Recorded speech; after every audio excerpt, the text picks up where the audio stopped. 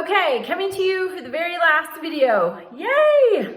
Okay, so my research question, which I don't think I stated very well in my paper, but it was basically the importance of irrigation and production agriculture in Western Maricopa County in Arizona. The significance is huge. Being able to feed and clothe ourselves is a matter of our national security and well-being. I can remember in grade school, we had this TV that was mounted in the corner of Mrs. Chilton's classroom, and it would have like these little news clips, and the USSR was blockading Ethiopia, and so Ethiopia couldn't get their supplies in, and people were starving. And they also couldn't get anything out, to transact business. And that's the position we put ourselves in when we put our ability to produce food and fiber at risk. We need to eat. We need quality, good, whole foods. We need clothing. We need, there was even the city of Goodyear got its name from cotton farmers growing cotton for Goodyear tires during World War II. So, and that's in Arizona, but we need our farmers, and it's important. In the West, there's a mega drought.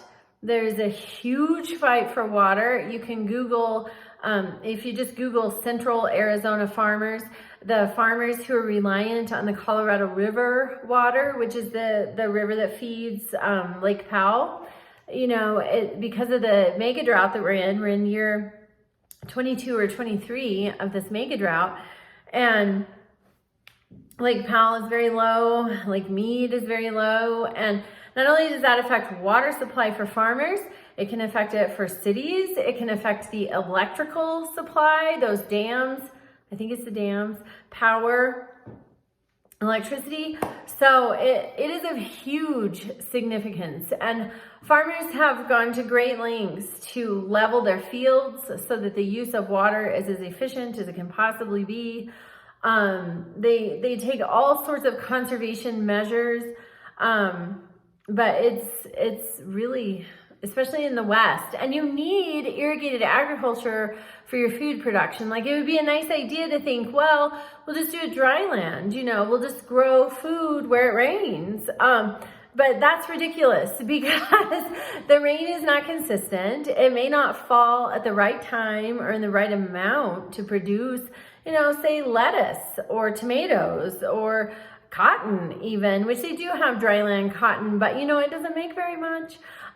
Those farms in the South, I remember the first time I saw one, I thought, what is the matter with those cotton plants, but they did not have irrigated agriculture, and irrigated agriculture can produce so much more per acre than dryland, what you call dryland, even in places where it rains. So it's very important for our food supply. We see even the importance of our food supply and our fiber supply, not our fiber so much, but this conflict with Russia and the Ukraine, it's affecting the wheat price and the wheat supply. And that's going to affect a whole lot of things, because wheat is in a whole lot of things. Try being gluten-free and see how that goes. Wheat's in almost everything. So it's very important that we protect our farmers and that they have the tools they need to be successful. And so I studied my parents. They started their farm with nothing. They both worked full-time jobs. They started their farm in 1972. They, so 50 years ago, gosh, it's their 50th wedding anniversary. Anyway, so they started their farm, and they worked full time. They worked at night.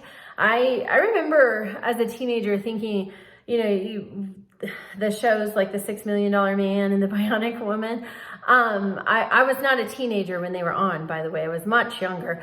But I remember thinking that my dad had to be part machine, because he could work. He could work all day. He could work most of the night, and he'd be ready to go again at 4:45 the next morning. He could work. And so that's what I learned from them, is just you can have a dream that seems impossible.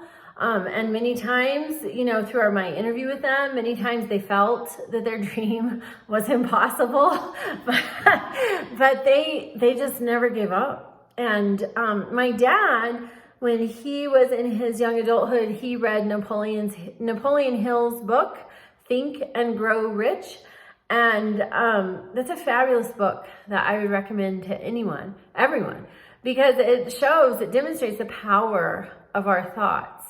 And I think that my dad and my mom, but my dad's more vocal. He's Irish. We have tempers.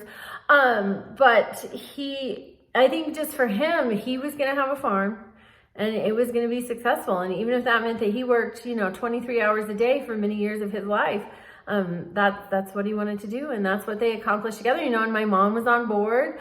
And she did a whole lot to support and help him, both in the field and especially in running the business end of things, which gets intense with banks. And so it's just a phenomenal story that was important to me, but also is important to our nation. Thank you.